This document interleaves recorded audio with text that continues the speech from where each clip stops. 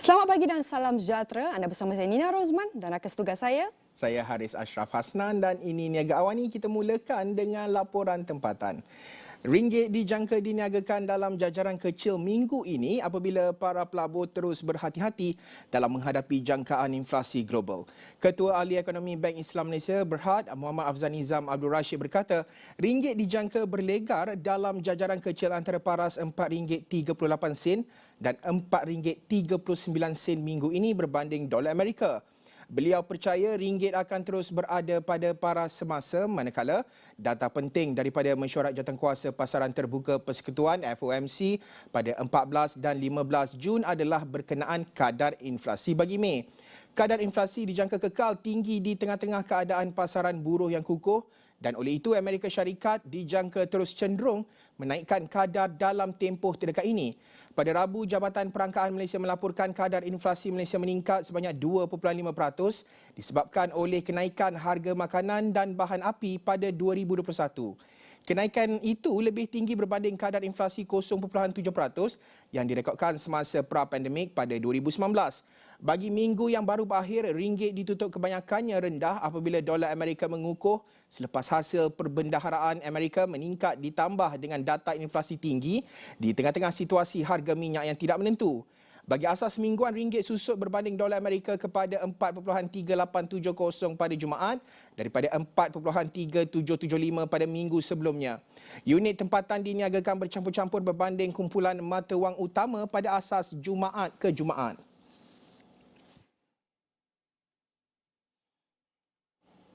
Bursa Malaysia dijangka diniagakan tinggi minggu ini disokong oleh kembalinya semula pelabur global ke dalam pasaran. Pelabur global kembali semula ke pasaran Asia selepas penjualan besar-besaran awal tahun ini. Ia susulan petanda kelonggaran sekatan COVID-19 di seluruh dunia, implikasi geopolitik konflik Rusia-Ukraine yang semakin mereda dan kesan kecil daripada tindakan tegas pengawal seliaan. FBM KLCI ditutup rendah pada Jumaat selepas sesi dagangan yang tidak menentu dengan indeks utama itu ditutup pada 1537.83 turun 12.07 mata atau 0.77%. Bagaimanapun, suasana pasaran positif dengan kaunter untung mengatasi kaunter rugi sebanyak 494 berbanding 366. Bagi minggu lalu, bursa tempatan diniagakan bercampur-campur di tengah-tengah prestasi kukuh di pasaran serantau dan sentimen berhati-hati di Wall Street.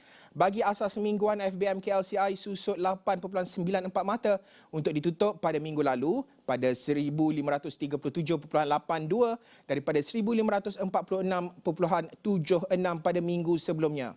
Jumlah dagangan mingguan turut sedikit kepada 14.14 bilion unit bernilai 13.99 bilion ringgit berbanding 15.03 bilion unit bernilai 9.77 bilion ringgit pada minggu sebelumnya.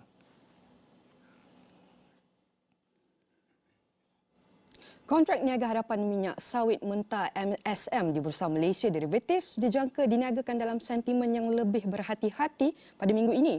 Ia menjelang pengumuman laporan tanaman utama yang akan dikeluarkan pada 10 Jun ini oleh Lembaga Minyak Sawit Malaysia MPOB. Niaga harapan MSM ditutup pada hari terakhir minggu lalu lebih rendah pada nota berhati-hati susulan cuti umum hari ini. Pasaran minyak sawit telah dilanda keadaan yang agak bergelora susulan dasar ekspor minyak sawit Indonesia peruntukan permit ekspor yang lebih perlahan daripada keperluan. Masalah ketiadaan buruh asing di Malaysia termasuk krisis Rusia-Ukraine yang berpanjangan. Bagi minggu lalu, niaga hadapan MSM Malaysia ditutup kebanyakannya lebih rendah apabila Indonesia menyambung semula ekspor minyak sawit. Ini memberikan tekanan kepada prestasi minyak sawit Malaysia.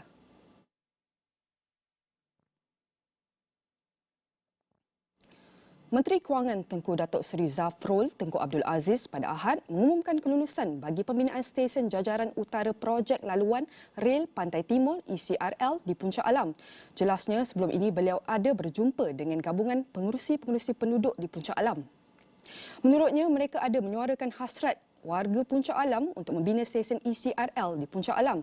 Oleh yang demikian, beliau telah mohon pihak berkaitan untuk memberi pertimbangan rapi terhadap permintaan stesen ECRL tersebut. Katanya permohonan tersebut telah diluluskan dan akan ada stesen ECRL di Puncak Alam. Beliau berkata, bagi pembinaan stesen ECRL yang lain, pengumuman akan dibuat pada waktu yang sesuai. Malaysia Rail Link MRL sebagai anak syarikat milik penuh Menteri Kewangan diperbadankan.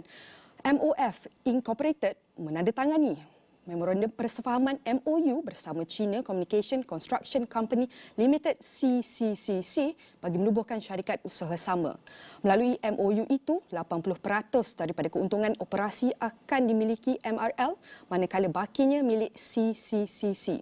ECRL yang dijadualkan siap Disember 2026 membabitkan jarak 665 km merentasi negeri pantai timur iaitu Kelantan, Terengganu dan Pahang sebelum menghubungkan Lembah Kelang di pantai barat semenanjung Malaysia.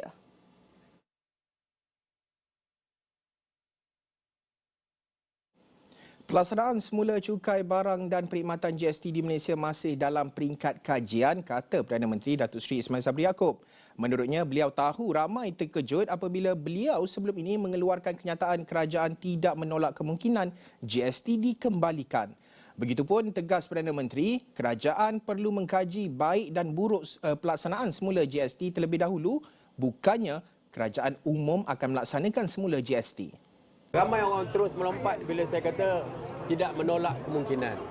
Tetapi saya kata perlu dikaji. Kita perlu kaji buruk dan baik. Ya. Bukan saya umumkan akan melaksanakan GST.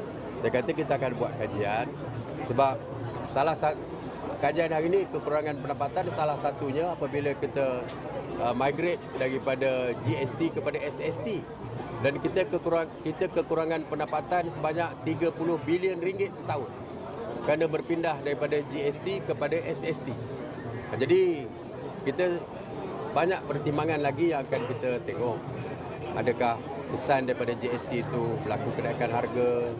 Adakah waktunya sesuai sekarang ini ataupun akan datang berapa tahun lagi. Niaga awani berehat seketika kembali selepas ini.